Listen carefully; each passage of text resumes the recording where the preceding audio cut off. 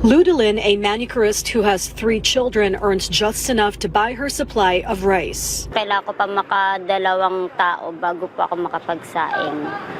Ganun. Kabili ng bigas, tapos pang-ulam, minsan kulang pa. Parang sobrang mahal na po kasi ang sinasaing ko po is 60 pesos po kasi yung binibili ko na bigas.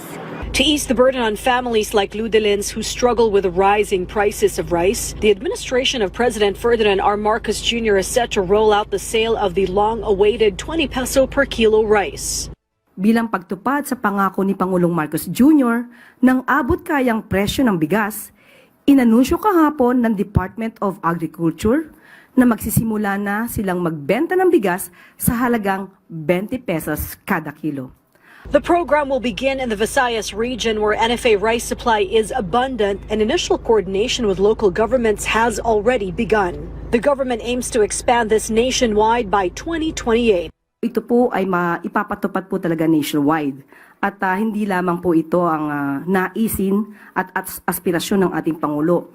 At sa susunod pong taon, naisin po natin na mabigyan po ng sapat na pondo nang hindi na rin po kakailanganin ang anumang tulong mula sa LGUs. So, yan po ay bibigyan po ng pondo para po maibsan po talaga ang kahirapan sa pagbili po ng napakamahal na bigas.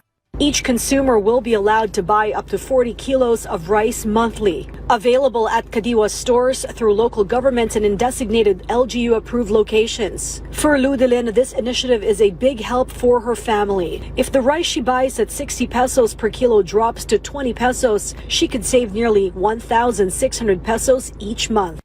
Halimbawa, ma'am, saan niyo po gagamitin yung matitipid niyo? May 3 kayong mga anak. Pambili po ng ulam. Nakabili po ako ng mga school supplies ng mga anak ko. Tulad ngayon, malapit na yung pasukan. For Ludalyn, the President's Rice Program reflects a government that listens and cares. Sobrang saya siguro kasi hindi na kailangan ng maraming trabaho, hindi na kailangan maraming pagkudkud ng paa para makabili ng bigas, ganun. Kaya siguro sobrang saya ko po pagka natupad po niya yon na 20 pesos lang ang kilo ng bigas. This is Sharms Espina from PTV Manila for Balitang Pambansa.